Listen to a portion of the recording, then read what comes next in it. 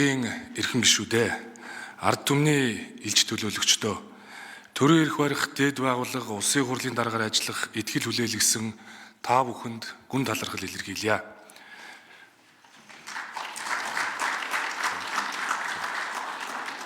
Төрийн дэд эрх гагцхүү ард түмнийх учир миний бие ард түмнээс уг сурвалжтай, их ундрахтай, аржсан төрт ёс, парламентын засаглалаа бэхжүүлэхийн төлөө үндсэн хуулиа сахин баримталж хичээнгүйлэн ажиллах болно.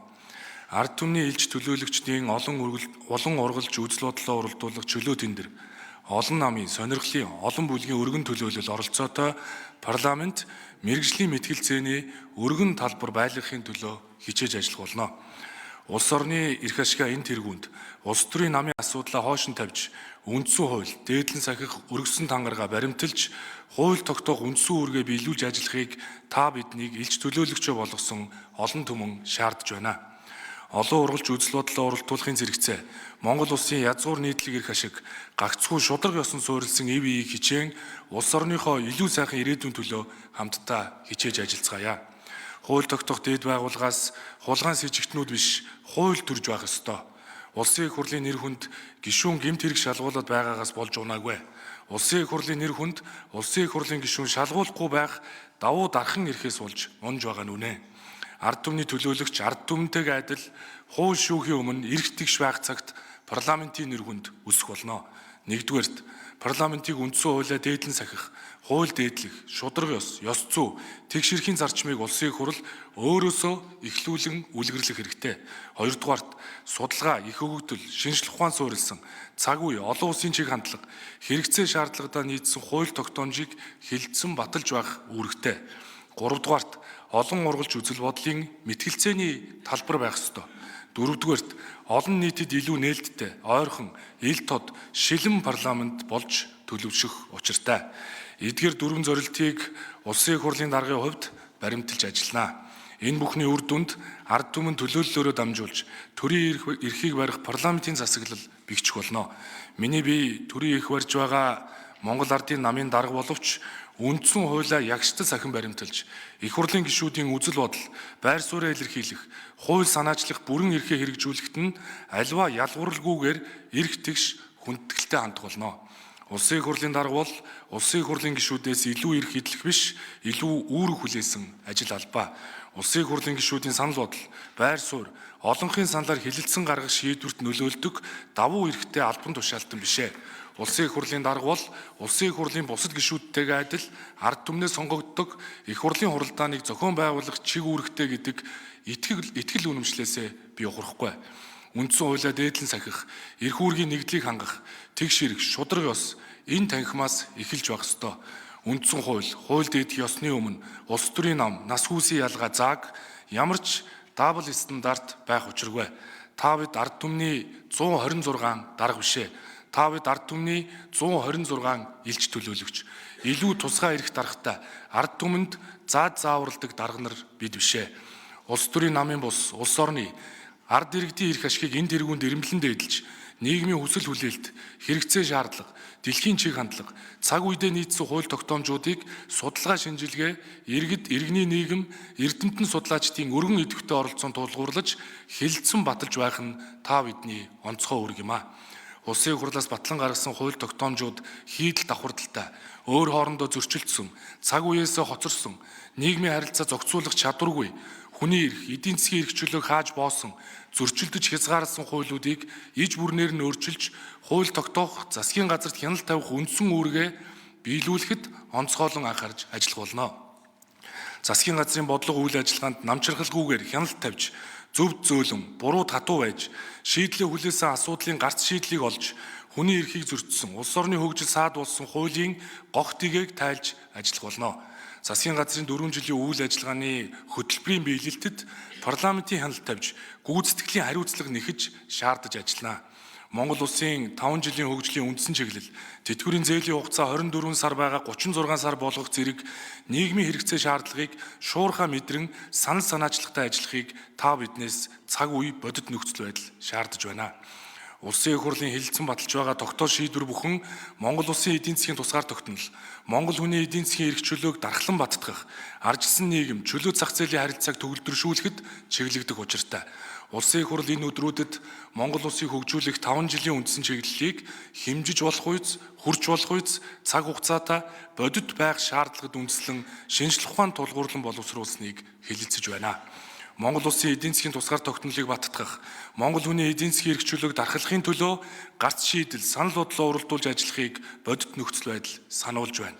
Улсын их хурл төрийн зурчлаас хувийн хвшлийг чөлөөлж, төрийн оролцоог хумж, шудраг өрсөлдөөний хөхүүлэн дэмжих бодлогыг тууштай хэрэгжүүлэхэд анхаарах ёстойг улсын их хурлаас хэлэлцэн баталсан төсвийн хүрээний мэдэгдэлд төсвийн орлого дотоодын нийт бүтээгдэхүүний харьцааг 2026 онд 30.9%, 2027 онд 29.3%, 2028 онд 28.2% болгон бууруулах зорилт тусгагдсан нь төрийн оролцоо багасж зах зээлийн боломж улам өргөжхийн эхлэл болсон. Төсвийн нийт зардал дотоодын нийт бүтээгдэхүүний харьцааг 2028 он гэхэд 28.6% болгон бууруулснаар төсвийн зардлын үр ашгийг нэмэгдүүлж, эрэлтийн гаралтай инфляцийг хязгаарлаж, мөнгөний бодлоготой уялдан дунд хугацаанд инфляцийг бууруулах нөхцөл боломж бий болно. Энэхүү орон зайд засгийн газраас олон нийтийн хилцүүлэгт байгаа татварын багц хууль, хувийн өмч хөрөнгийн хурааж нийгэмчлэх эрх зүйн байдлыг дордуулсан шийдвэр гаргахыг хориглосон эдийн засгийн эрх чөлөөний тухай анхдагч хууль, хөрөнгө оруулалтын хуулийн нэмэлт өөрчлөлт, зөвшөөрөл мэдэгдлийн хуулийг улсын их хурл намрын чуулганаараа батлах болно. Эдийн засгийн эрх чөлөөтөө зөрчилдөж болзошгүй 228, шууд зөрчилдөж байгаа 110 хууль, нийт 378 хуулийг хиймэл оюун тулгуурлан илрүүлсний гогтыгийг энэ хуулиар тайлж байгаа шигэ Монгол улсад хүчин төгөлдөр мөрдөгдөж байгаа 430 гаруй хуулиас эдийн засгийн эрх чөлөө, хүний эрх чөлөө, улс төрийн эрх чөлөөг зөрчсөн хуулиуд дээр хиймэл оюуны тусламжтайгаар дүн шинжилгээ хийж нэмэлт өөрчлөлт оруулах болно. Хуулиас давсан журамгүй журам, дүрмгүй дүрмийг хориглоно. Гадаадын хөрөнгө оруулагчдын эрх ашигыг хамгаалж, харилцан ашигтай хамтран ажиллах хууль эрх зүйн орчноо өөрчлөх нь хөгжлийн гарц мөн. Хөрөнгө оруулалтыг дагаад дэвшилтийн шин технологи, шин соёл, хийх ажил, олгох цалин, төлөх татвар нэмэгддэг. Юм бүхнийг хийх гэдэг биш, юу хийхгүйгээ мэддэг цомхон төр болох эрх зүйн эрүүл сарвал орчныг энэ танхимд бүрдүүлэх хэрэгтэй. Бизнес эрхлэгчдэд дэмжих зорилгоор татвар нийгмийн даатгалын тогтолцоонд бодит шинжил хийх шаардлага тавигдж байна. Татварын шинжилгээ үр дүн нь төрийн зуршлыг халж, хувийн хвшилд орон зай, хөгжих зам нээхэд оршно. Төсвийн тэлэлтийг хязгаарлах нь цалин орлогыг үнгүүдүүлэгч инфляцийн дарамтыг буулгах болно. Аж ахуйн нэгжүүд Монгол хүнд ажил олгож, цалин өгч, илүү урамшуулж үнэлснийхээ төлөө илүү их шимтгэл төлөөд байвал халамжаас хөдөлмөрт бодлого бодит ажил хэрэг болохгүй. 2021 онд Улсын их хурлын гишүүний хувиар санаачилж байсан хувийн нэмэлт тэтгэврийн сангийн хуулийг баталж, олон давхаргад тогтолцоон шилжүүлж, ахмад настан олон төрлийн сангаас тэтгэвэр авах тогтолцоог бүрдүүлэх нь засгийн газрын үйл ажиллагааны хөтөлбөрт туссан 2030 он тэтгэврийн хэмжээг ажиллагчдын дундад цалингийн 35% хүргэх зорилтыг биелүүлэх хөшүүрэг болох болно. Данхар том төрөөс ухаалаг цомхон төр шилжихийн тулд чийгүүрийн хийдэл давхардлыг арилгах, төрийн зарим чийгүүргийг мэргэжлийн холбоодод шилжүүлэх, гэрээгээр гүйцэтгүүлэх, төрийн албанд үр дүн гүйцэтгэлд үндэслэн нэмэгдлийн систем нэвтрүүлж хийснийхээ хэрээр авдаг болох, үндсэн ажлаас гадна нэмэлт орлого олдог эрх чөлөөтэй байх нь цомхон төр болох хууль эрх зүйн эрс өөрчил шинжилт нэн шаардлагатай байна. Улсын их хурлаар хилцэх хэсгийн дэмжигдсэн төрийн өмчийн компани бүтээмж засаглал ил тод байдлыг сайжруулах тухай хуулийг улсын их хурл яаралтай баталж, улсын их хурл хяналт тавьж, төрийн хувийн хвшилтэд өрсөлдөх компани цаашид байгуулахыг хуульчлан хориглох, төрийн өмчт компаниудыг хувьчлах, татан буулгах, нэгтгэх, олон улсын аудит оруулах, нээлттэй компани болгох ажлыг шуурхаалахад ташуур өгөх ёстой. Эрүүл доктортой эдийн засгийн тулгуур нь үр ашигтай, өрсөлдөөнтэй, хүртээмжтэй санхүүгийн сектор юм а. Гадаадын банкны салбар нэгжийг дотоодын санхүүгийн зах зээлд нэвтрэх боломжийг нээж, хууль эрх зүйн орчныг бүрдүүлэх чиглэлээрх ажлыг идэвхжүүлнэ. Ингэснээр өрсөлдөө нэмэгдэж, санхүүжилтийн өртөг, зээлийн хүү буурж, санхүүгийн үйлчилгээний чанар хүртэем сайжирч, доктортой ажлын байрыг нэмэгдүүлэх нөхцөл бүрдэнэ. Цаашид банкны салбарт хөрөнгө оруулалтын таатай орчныг бүрдүүлж, хууль эрх зүйн орчин зохицуултыг боловсронгуй болгоход анхаарч ажиллана. банкны реформыг эрчимжүүлж, их усүрийн зардлыг бууруулах, инфляцийн түвшин тогтворжих орчныг бүрдүүлэх замаар санхүүжилтийн өртөг зээлийн хүүг аажмаар бууруулах боломжийг тэлнэ.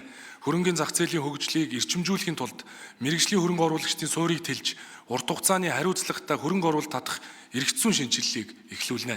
Хөрөнгөний зах зээлийн дэд үтсийн байгууллагуудын үр ашгийг нэмэгдүүлж, менежментийг олон улсын жишгт нийцүүлэх эрх зүйн орчинг бүрдүүлнэ. Өнөөдөр дундаж тэтгэврийн хэмжээ 867 мянган төгрөг, бүрэн тэтгэврийн доод хэмжээ 689 мянган төгрөг байгаа бөгөөд дундаж тэтгэврийн зээлийн хэмжээ 6.4 сая, хүү 16.4% байна. Санхүүгийн хүртээмжийг сайжруулах ажлыг эрчимжүүлж, ахмадын тэтгэвэр барьцаасан зээлийн хугацааг 24 сар байгаа 36 хүртэлх сар болгож, ахмадуудад ээлтэй болох асуудлыг ойрын хугацаанд шийдвэрлэх болно. Даатгалын зах зээлийг олон улсын сайн туршлагад нийцүүлж, шин шатанд гаргаж, салбарын эрх зүйн орчныг иж бүрэн шинжилж, тогтвортой өсөлтийг хангах эрх зүйн шинтгэлээ эрчимжүүлнэ. Нийгмийн даатгалын сангийн хөрөнгийг мэргэжлийн хөрөнгө оруулалтын сангийн зарчмаар удирдах, хараат бус, ил тод, хариуцлагатай засаглал бүхий тогтолцоог хуулиар бүрдүүлнэ. Орлогод суурилсан зорилттой бүлгийг дэмжих, орон сууцчлалтын бодлогын хүрээнд хөнгөлөлтөө ипотекийн зээлийг зорилттой бүлэг чиглүүлж, бодит хэрэгцээтэй өрхүүдийн хүртээмжийг нэмэгдүүлж, хэрэгжилтийн хийдлийг арилгана. Улсын хурлын эрхэм гишүүдээ, улс орон ард түмнийхээ язгуур эрх ашгийг эрхэмлэн дээдэлж, үндсэн хуулиа сахин баримталж, эрх зүйн эрүүл орчныг бүтээхийн төлөө олон ургалж үзэл бодлоо уралдуулцгаая. Монгол улсын эдийн засгийн тусгаар тогтнол, Монгол хүний эдийн засгийн эрх чөлөөг дарахлах эрх зүйн иж бүрийн шинжилгээний төлөө хамтдаа ажиллацгаая. Мөнх тэнгэрийн дор Монгол улс мандан бадрах болтугай.